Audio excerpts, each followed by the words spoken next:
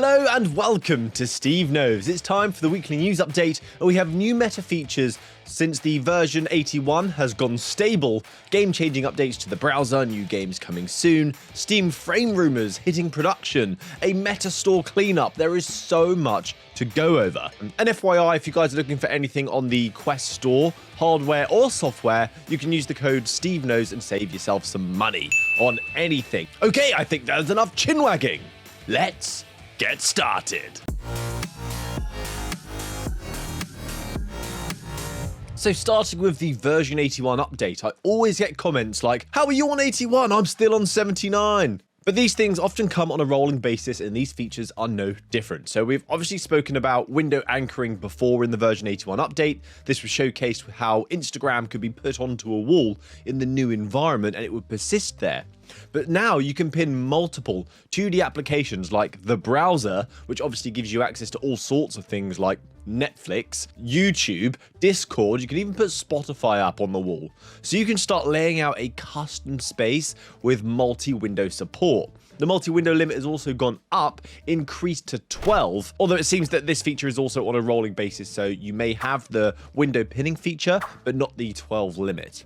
There's also a new quick play feature, which, like consoles, gives you the ability to play games before they're fully downloaded, with no additional work required by the developers, as Meta is going to use something they call crowdsourced profiling, which is basically just getting information from lots of sources, other MetaQuest users that are playing that game, to determine what should be downloaded first. They say it will be 50% faster for you to launch your game from download, but personally, for me, it's never been much of a big issue downloading a game because most VR games are not humongous, so you're not waiting that long anyway, but nice. There's also a discovery by Luna with a new feature called the Mixed Reality Link, the software used to link your Windows PC to your VR headset. So this was an experimental feature on the Quest before, but it's been promoted to a default. And with that support, it looks like they're adding ultra-wide desktop monitor support, which I love.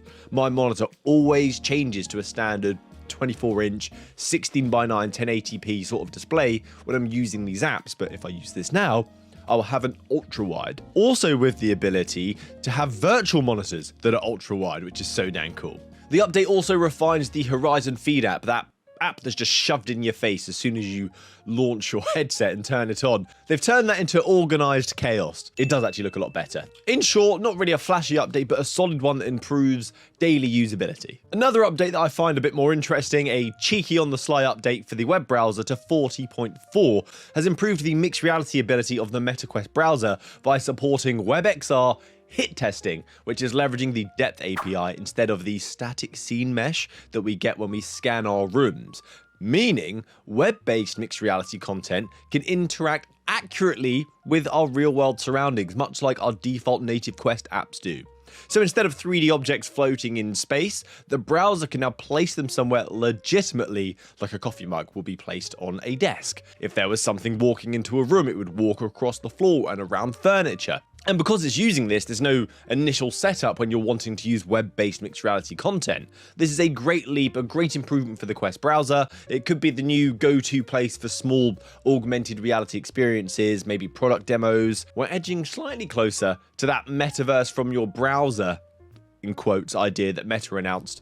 So next, Meta has updated how the Horizon Plus game inclusion works, where developers can actually apply now via the Meta developer dashboard for their game to be part of the Horizon Plus subscription model, instead of being invited, meaning they get a small cut of the subscription revenue. I don't know how it's calculated, but there's an opportunity for some more money if perhaps funding has gone dry on these games. They've also extended the library of games that are available to include indie titles, although these titles, they do come under scrutiny to ensure that the quality is up to standard, and the title also needs to meet certain criteria, which I didn't know before actually, such as the number of reviews on the game, its rating, how many active users, what's its monthly income.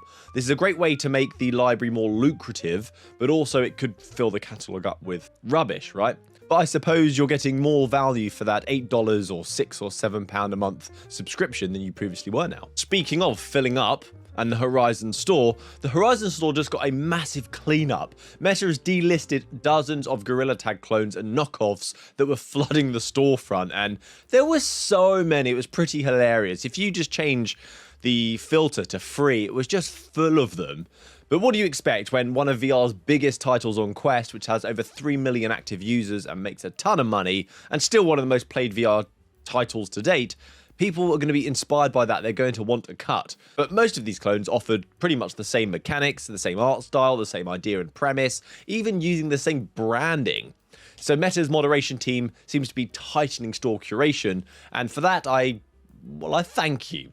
This could be because leading up to Christmas, they don't want the store to be shovelware hell on the new player base. Moving away from Meta now, after years of speculation and watching Bradley enter the Shadow Realm as entertaining as it has been, reports say Valve's next VR headset could be shipping this year, as mass production has supposedly begun with an estimated 500,000 unit production line, which does also align with the registration of the Steam Frame trademark, including other headset companies commenting on the design of the device from Valve, so someone's seen it, and the Roy controller leak. It's all aligning, and I'm getting rather excited, but do expect a $1,000 plus device. Are you interested in getting one? How much would you pay? Are Valve going to have a competitive edge beyond people just not wanting to be tied to Meta? So games. Let's talk about games now, the reason why we put on our headsets. So Folder Games, the developers of I Am Cat, are back with their latest VR sandbox, I Am Monkey. And yes, to no surprise, it's exactly what it sounds like. You play as a monkey in a fully physics-driven environment where you swing, climb, break things, and harass tourists, all powered by the infamous ragdoll chaos that New Folder has created.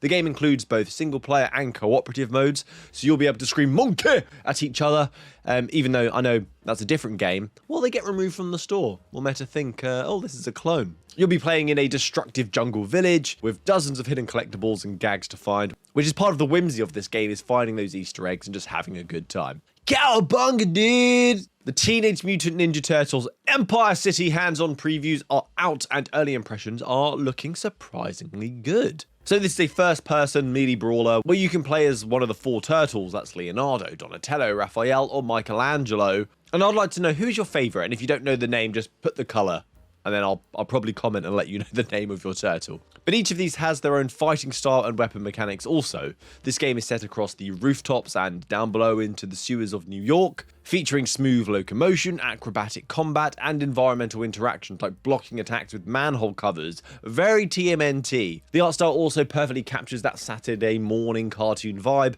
a style that works well on Quest. And if you grew up with Teenage Mutant Ninja Turtles, this is gonna hit you right in the nostalgia shell. I'm a big fan. Next is a big tactical shooter, Forefront. One of my favorite studios, Triangle Factory, has officially entered open beta, which is available right now until October 20th. So you'll be able to play this game on Quest 3, Quest 2, and on Steam until the 20th of October for free. So this game boasts 16 versus 16 player gameplay session with squads of 4 with destructible environments, different vehicles that cover the land, the sea, and the air, like helicopters and boats and cars. And the pacing here is more like Battlefield. It's a slower paced, more tactical experience focused on teamwork. The devs are taking feedback via their Discord, so join the Discord. I'll leave it down below in the description. And if you're tired of running and gunning and the chaos that most multiplayer shooters are bringing, this one could give you a different experience. But the full game should be releasing in 2026 next year. Plus, if you want something to tie you over until then that's tactical, you can play Breaches, because Triangle Factory have permanently dropped its price to $20, and that one's like a Rainbow Six clone. Really good. It is time for the quickfire news now, some short stories that are nice to know. And the first is the Blumhouse Enhanced Cinema is out now on Quest 3. USA only. It hurts my soul. It's offering a cinema focused on horror experiences such as Megan, or Megan as they say in America, and The Black Phone. But it's not just flat footage. It uses mixed reality lighting and additional audio effects to immerse you in that world. It actually looks so dang cool. A really novel idea for light entertainment and showcasing the power of VR again. Something that is unique to this medium. We also have Star Trek Infection that was announced at Gamescom this year, getting a release date of December the 11th. We're still unclear if this is going to be Quest 3 and Steam or just one of the platforms, but December the 11th, eyes peeled if you want to play this game. We also have Meta's Super Strike adding full VR support. So initially this game got some backlash. It was a mobile/browser only title on a VR platform. So people weren't happy. They were like, what? but it's now playable fully in VR, so if you want something to play, you can enjoy this one this weekend in Horizon Worlds. We also have Walkabout Minigolf Forgotten Fairyland DLC that's just dropped, taking players through whimsical, pastel-coloured, fairy tale landscapes inspired by Mother Goose.